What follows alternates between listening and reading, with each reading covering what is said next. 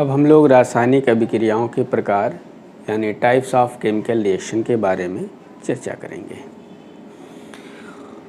सामान्य रूप से जो रासायनिक अभिक्रियाएं हैं उनका विवरण कुछ इस तरह से दिया गया है। इसमें जो है पहली रासायनिक अभिक्रिया का नाम है संयोजन अभिक्रिया। इसको अंग्रेज़ी में कॉम्बिनेशन रिएक्शन के नाम से जाना जाता है। जो संयोजन अभिक्रिया होती है इसमें दो या दो से अधिक जो अभिकारक होते हैं, रिएक्टेंट होते हैं, वो आपस में मिलते हैं और मिलकर के एक सिंगल उत्पाद, एक सिंगल जो है प्रोडक्ट का निर्माण करते हैं। इस पैटर्न की जितनी भी रासायनिक अभिक्रियाएं होती हैं उसे हम संयोजन अभिक्रिया, कॉम्बिनेशन रिएक्शन के नाम से जानते हैं। जैसे NH3 और HCl ये दोनों अभिकारक हैं। जैसा कि हमने पीछे बताया है आपको कि तीर के बाईं तरफ जो लिखा जाता है अभिकारक होता है और तीर के बाद जो लिखा जाता है वो आपका उत्पाद यानी प्रोडक्ट होता है। इस रासायनिक समीकरण में NH3 और HCl ये दोनों अभिकारक हैं और दोनों परस्पर अभिक्रिया करके NH4Cl अमोनियम क्लोराइड का निर्माण कर रहे हैं। इसी तरह से कार्बन मोनोऑक्साइड और क्लोरीन है, ये दोनों यहाँ अभिकारक के रूप में है। दोनों परस्पर अभिक्रिया करते हैं COCl2 और ये एक सिंगल उत्पाद है जिसका नाम होता है कार्बोनिल क्लोराइड।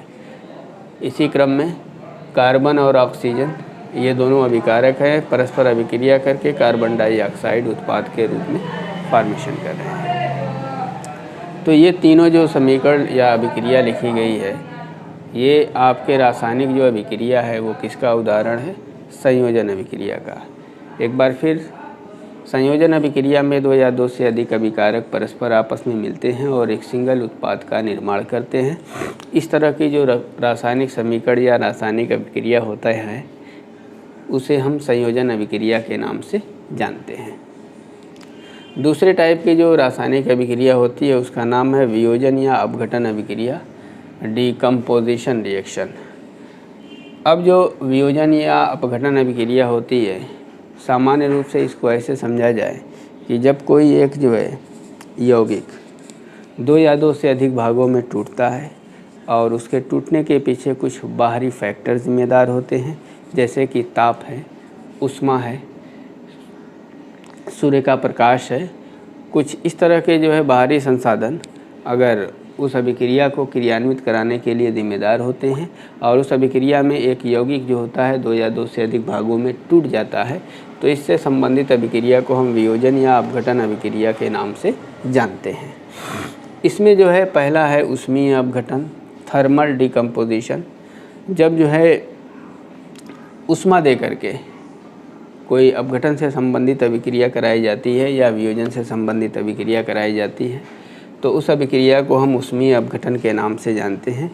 जैसा कि उदाहरण में स्पष्ट है, कैल्शियम कार्बोनेट है, इसको ऊष्मीय अपघटन कराया जा रहा है और यह CaO और CO2 में टूट जा रहा है। अगला है प्रकाश अपघटन। जब अपघटन की क्रिया सूर्य के प्रकाश की उपस्थिति की वजह से होती है तो इस टाइप के जो केमिकल रिएक्शन होता है उसको कहा जाता है फोटोलाइसिस या फिर प्रकाश अपघटन। उदाहरण में सिल्वर क्लोराइड है, सूर्य का प्रकाश की उपस्थिति में यह Ag और Cl2 में टूट जाता है। इसी क्रम में तीसरा है विद्युत अपघटन, इलेक्ट्रोलाइसिस।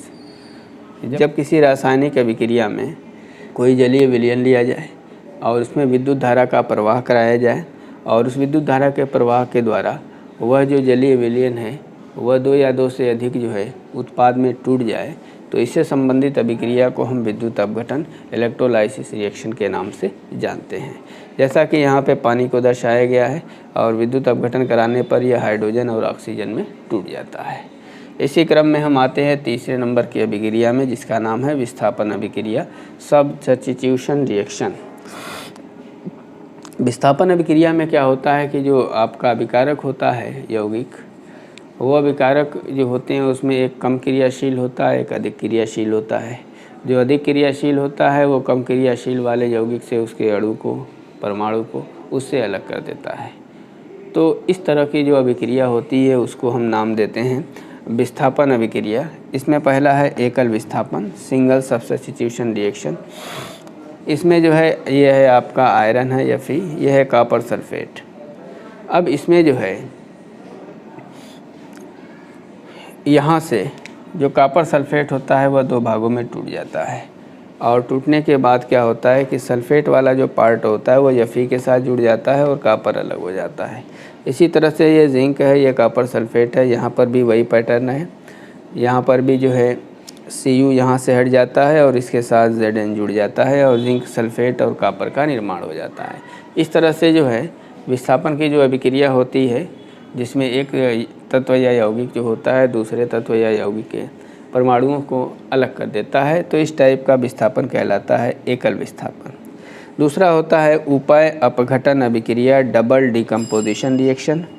डबल डिकम्पोजिशन रिएक्शन जो होता है, इसमें जो है जो आपका अभिकारक होता है, इसमें दोनों ही अभिकारक के जो आधे आधे पार्ट्स होते हैं वो एक दूसरे के साथ नया संयोग बना लेते हैं। जैसे सिल्वर नाइट्रेट है, पोटेशियम क्लोराइड है, इसका जो है यहाँ से इसका जो है यहाँ से पार्ट अलग होता है, तो ये Ag जो होता है इसके Cl के साथ जुड़ता है और इसका जो पोटेशियम होता है वो इसके नाइट्रेट के साथ जुड़ जाता है, तो प्रोडक्ट के रूप में AgCl और पोटेशियम नाइट्रेट का निर्माण हो जाता है। ऊष्माक्षेपीय अभिक्रिया होती है, इसमें अभिक्रिया होने के बाद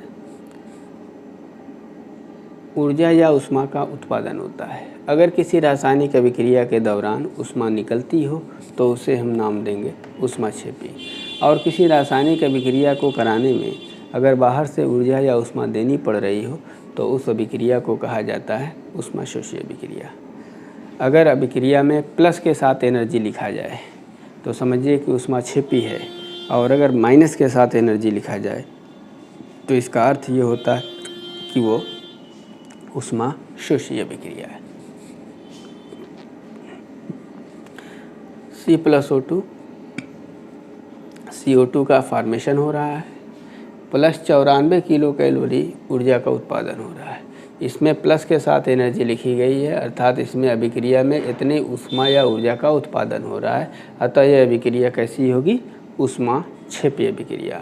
दूसरा है N2+O2 2NO -45 किलो कैलोरी। ये जो -45 किलो कैलोरी है, इसमें ऊष्मा बाहर से देनी पड़ रही है, अर्थात अभिक्रिया के दौरान ऊष्मा निकल नहीं रही है बल्कि बाहर से ऊष्मा उसको सप्लाई की जा रही है। तो इस तरह की अभिक्रिया को हम कहते हैं ऊष्माशोषी अभिक्रिया। तो किसी रासायनिक अभिक्रिया के दौरान अगर ऊष्मा या ऊर्जा का उत्पादन होता है तो वह ऊष्माक्षेपी अभिक्रिया कहलाएगी, और अगर किसी रासायनिक अभिक्रिया के दौरान ऊष्मा बाहर से उस अभिक्रिया को क्रियान्वित करने के लिए देनी पड़ रही है तो उसे हम ऊष्माशोषी अभिक्रिया के नाम से जानते हैं। इसके बाद जो है 5वें नंबर की हमारी रासायनिक अभिक्रिया है जिसका नाम है ऑक्सीकरण व अपचयन अभिक्रिया, ऑक्सीडेशन एंड रिडक्शन रिएक्शन। ऑक्सीकरण और अपचयन अभिक्रिया जो होती है इनको अलग अलग हम लोग पढ़ते हैं, इनका अलग अलग जो है लक्षण होता है। पहले हम ऑक्सीकरण के बारे में बात करते हैं। ऑक्सीकरण अभिक्रिया को इन 4 लक्षणों के आधार पर पहचाना जा सकता है। जैसे कोई रासायनिक अभिक्रिया में अगर ऑक्सीकरण किसी तत्व का हो रहा है तो उसमें ऑक्सीजन का संयोग होगा, ऋण विद्युतीय अवयवों में वृद्धि होगी, हाइड्रोजन जो है अलग होगा, साथ ही साथ धन विद्युतीय अवयवों के अनुपात में क्या होगी? कमी होगी। एग्जाम्पल के रूप में है SnCl2 + Cl2, ये आपका प्रोडक्ट SnCl4 बन जा रहा है। ZnCuSO4, यहाँ पर ZnSO4 और Cu अलग हो जा रहा है। तो ये आपका जो है ऑक्सीकरण अभिक्रिया की पहचान थी। इसके बाद हम लोग अपचयन के बारे में बात कर लेते हैं। अपचयन ऑक्सीकरण का अपोजिट होता है। अपचयन में हाइड्रोजन का संयोग होगा, धन विद्युतीय अवयवों के अनुपात में वृद्धि होगी, ऑक्सीजन जो है वो आपकी अलग होगी और ऋण विद्युतीय अवयवों के अनुपात में कमी होगी। एग्जाम्पल में Zn जिंक ऑक्साइड है, कार्बन है, ये Zn और Cu का फॉर्मेशन हो रहा है। CuCl2 + Cu, ये परस्पर मिलकर के CuCl2 का फॉर्मेशन कर रहे हैं। तो इस तरह से जो है ऑक्सीकरण और अपचयन हम इनको अलग अलग लक्षणों के आधार पर पहचान कर सकते हैं। ऑक्सीकारक अंग्रेज़ी में जिसे ऑक्सीडाइजिंग एजेंट कहा जाता है, ये ऐसे पदार्थ होते हैं जो किसी रासायनिक अभिक्रिया में किसी अन्य पदार्थों का ऑक्सीकरण कर देते हैं, या अभिक्रिया में जिस पदार्थ का अपचयन होता है उसे ही हम ऑक्सीकारक के नाम से जानते हैं। तो किसी भी रासायनिक अभिक्रिया में दूसरे पदार्थों का ऑक्सीकरण करने वाला एजेंट या किसी रासायनिक अभिक्रिया में जिस पदार्थ का अपचयन हो जाए उस एजेंट को हम कहेंगे ऑक्सीडाइजिंग एजेंट, ऑक्सीकारक। जैसे रासायनिक अभिक्रिया लिखी गई है 2KBr + Cl2 2KClBr2। यहाँ पर जो Cl2 है यह एक ऑक्सीकारक के रूप में कार्य कर रहा है। अब दैनिक जीवन में जो ऑक्सीकारक होते हैं उनका उदाहरण कौन कौन सा होता है? सामान्य रूप से ऑक्सीकारक के रूप में ऑक्सीजन, ओजोन, हाइड्रोजन परऑक्साइड और KMnO4 जिसको लाल दवा भी कहा जाता है, H2O2, KMnO4 और पोटेशियम डाइक्रोमेट, ये जो है ऑक्सीकारक के रूप में कार्य करते हैं। दूसरा जो हमारा टर्म है वो है अपचायक, रिड्यूसिंग एजेंट। किसी भी रासायनिक अभिक्रिया में जो किसी दूसरे पदार्थ का अगर अपचयन कर दे और रासायनिक अभिक्रिया में वह स्वयं ऑक्सीकृत हो जाए तो ऐसे पदार्थ को हम अपचायक या अंग्रेजी में उसे रिड्यूसिंग एजेंट के नाम से जानते हैं। तो सामान्य रूप से याद रखिएगा, किसी भी रासायनिक अभिक्रिया में जो अन्य पदार्थों का अपचयन कर दे या रासायनिक अभिक्रिया में जिस पदार्थ जो स्वयं ऑक्सीकृत हो जाए या जिस पदार्थ का ऑक्सीकरण हो जाए उसी को हम अपचायक के नाम से जानेंगे। उदाहरण के रूप में 2HgCl2 + SnCl2 Hg2Cl2 SnCl4।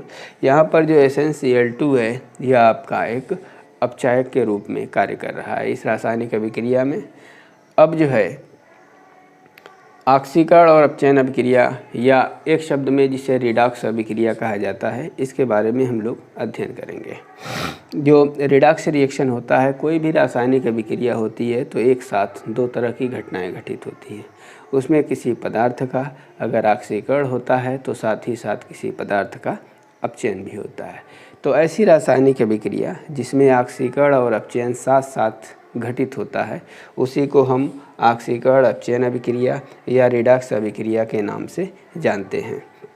बात अगर इलेक्ट्रॉनिक सिद्धांत के आधार पर किया जाए तो रिडॉक्स रिएक्शन ऐसी अभिक्रिया होती है जिसमें एक पदार्थ से इलेक्ट्रॉन का ह्रास होता है तो दूसरा जो पदार्थ होता है वो उसी इलेक्ट्रॉन को ग्रहण करता है। तो इलेक्ट्रॉन को एक पदार्थ जो है लॉस करता है, दूसरा जो पदार्थ होता है उस लॉस किए गए इलेक्ट्रॉन को ग्रहण करता है। ये घटना जिस रासायनिक अभिक्रिया में घटित होती है उसी को हम ऑक्सीकरण अपचयन अभिक्रिया या रिडॉक्स अभिक्रिया के नाम से जानते हैं। जैसे 2HDSN Hg2SN, यहाँ पर जो है Hg और Hg2 यहाँ पे जो है अपचयन की घटना हो रही है, साथ साथ ये Sn के पावर 2+ था और यहाँ पे Sn के पावर 4+ है। तो ये जो है Sn2 का Sn4 में जो बदलाव हो रहा है ये आपका ऑक्सीकरण है। तो कोई भी रासायनिक अभिक्रिया जिसमें ऑक्सीकरण और अपचयन साथ साथ घटित होता है, ऐसी रासायनिक अभिक्रिया को ही हम ऑक्सीकरण अपचयन अभिक्रिया या रिडॉक्स अभिक्रिया के नाम से जानते हैं। ऑक्सीकरण जो अभिक्रिया होती है उस अभिक्रिया का दैनिक जीवन पर क्या प्रभाव पड़ता है, इसी विषय वस्तु पे चर्चा करेंगे। इस संदर्भ में दो मुख्य घटनाएं घटित होती हैं। पहला होता है संक्षारण, जिसको अंग्रेजी में कोरोजन्स कहा जाता है या कोरोजन्स कहा जाता है। दूसरा होता है विकृत गंधिता, जिसको अंग्रेजी में रैंसिडिटी कहा जाता है। जो संक्षारण होता है इसका मतलब ये होता है कि एक ऐसी क्रिया जिसमें धातु वायु की नमी या ऑक्सीजन या अन्य पदार्थों के साथ अभिक्रिया करके धीरे धीरे नष्ट हो जाती है। तो इस प्रक्रिया को हम कहते हैं संक्षारण या कोरोजन्स। जैसे लोहे पर जंग का लगना और आभूषणों पर काली परत का बन जाना, ये आपके संक्षारण का उदाहरण होता है। दूसरी जो घटना होती है जिसको विकृत गंधिता या रैंसिडिटी के नाम से जाना जाता है, खाद्य पदार्थों में जो तेल और वसा होता है, तेल और वसा जो होता है उसका धीमे धीमे ऑक्सीकरण होता है और उनके ऑक्सीकरण होने की वजह से उनका जो स्वाद और जो गंध होता है वो बदल जाता है। तो धीरे धीरे तेल और वसीय पदार्थों के ऑक्सीकरण की वजह से उनके स्वाद और गंध के बदल जाने की घटना को हम विकृत गंधिता रैंसिडिटी के नाम से जानते हैं। तो एक था संचारण, दूसरा था विकृत गंधिता। ये जो है ऑक्सीकरण अभिक्रियाओं का हमारे दैनिक जीवन पे प्रभाव का एक स्वरूप है। अब विकृत गंधिता को कैसे रोका जा सकता है, कौन कौन से हम उपाय अपनाएं जिससे विकृत गंधिता से हम बच सकें। तो पहला उपाय इसमें यह है कि भोज्य पदार्थों को वायुरोधी बर्तनों में रखना चाहिए। दूसरी बात यह है कि भोज्य पदार्थों को सीधे सूर्य के प्रकाश से बचा कर रखना चाहिए। भोज्य पदार्थों की पैकिंग में ऑक्सीजन के बजाय नाइट्रोजन गैस का प्रयोग करना चाहिए। ऑक्सीकारक जैसे BHA, BHT का प्रयोग। BHA का मतलब होता है butylated hydroxy anisole butylated hydroxy toluene. ये दोनों जो है एंटी-ऑक्सीकारक होते हैं। इनके प्रयोग के द्वारा भी हम जो है विकृत गंधिता से आसानी से बच सकते हैं। तो आज के वीडियो में बस इतना ही। वीडियो को लाइक, शेयर, सब्सक्राइब और कमेंट करना ना भूलें। यदि कोई डाउट हो तो कमेंट बॉक्स में ज़रूर कमेंट करें। मिलेंगे फिर नेक्स्ट वीडियो में, तब तक के लिए बाय।